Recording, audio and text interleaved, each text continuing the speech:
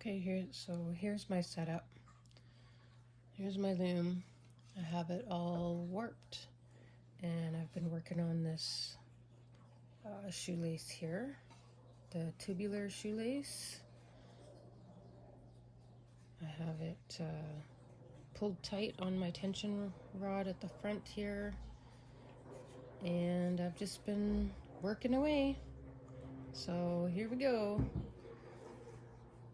I'll just try and move it down a little bit so you can see. I like to hold it, rest it on the end on the table, and I'm sitting on the couch, and then I wedge it in between my knees from where these pegs are. My knee over here does get a little sore, and sometimes I'll like double up the blanket or something to make it a little softer.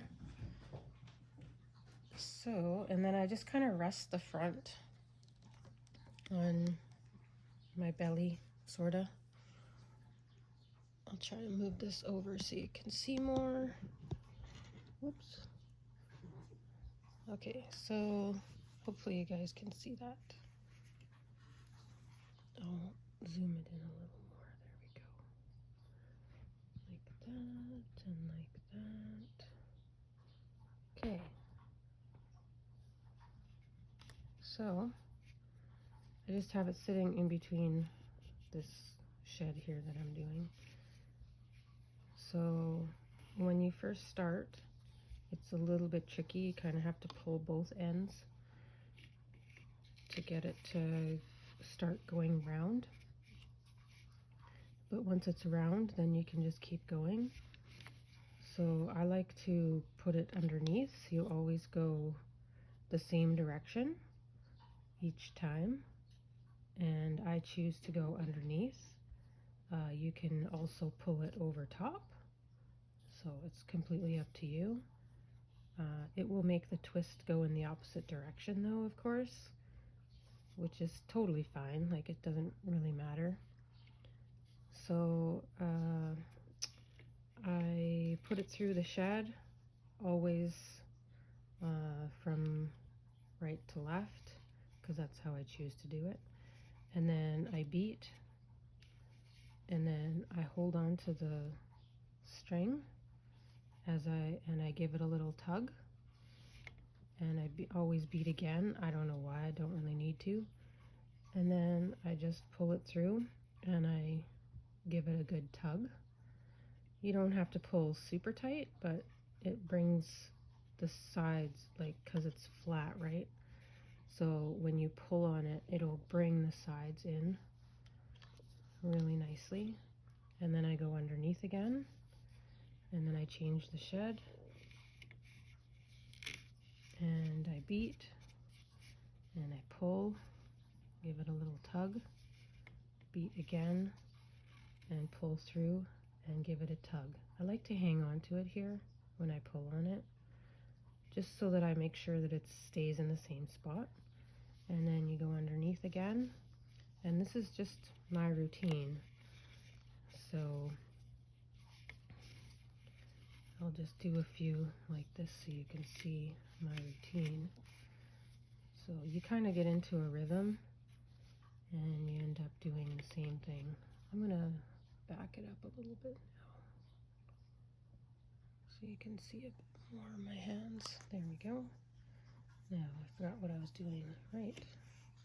Nope, I did that one. Now I'm gonna beat, pull it through, and pull on the string. My finger over here too gets a little sore, so sometimes I have like a little magic glove that I put on, and that helps.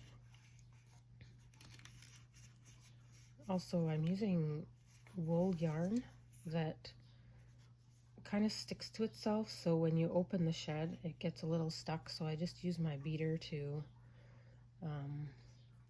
open it up.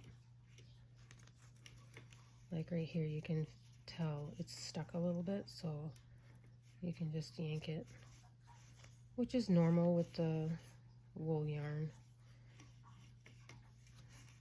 I made some normal bands with cotton yarn, but I'm a yarn dyer, so it's kind of made sense to use my own yarn. So this is my own hand spun, or not hand spun, sorry, scratch that, not hand spun, it is hand dyed yarns from my shop.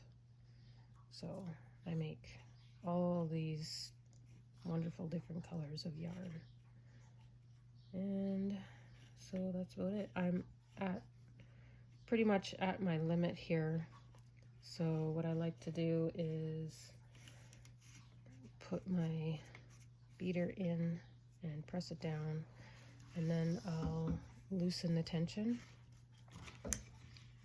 a little bit, and then I will move it along so that I have more room to weave. And then I'll tighten the tension again.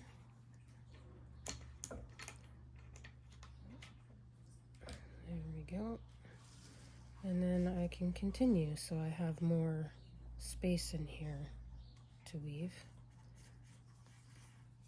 Also, sometimes as I go, you can see my yarn gets a little bit untwisted and it curls up on itself, so I just give it a good twist in the opposite direction to tighten it up again. This is probably just because I'm using wool yarn. I don't know if it would actually happen with the cotton. Cotton probably stays together a little better. Anyway, so there, it's a lot tighter now, like more twisted as it should be. And then I just continue. And it goes pretty quick. You don't have to worry about making your edges even or anything. I use 13 strands of yarn, I believe,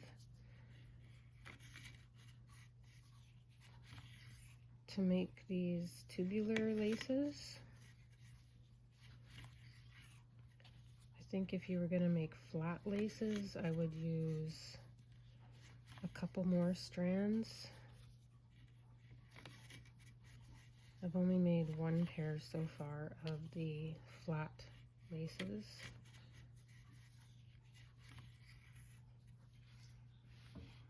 Anyway, there you go. That's what it looks like. This is my setup. Thanks, guys. Let me know if you have any questions.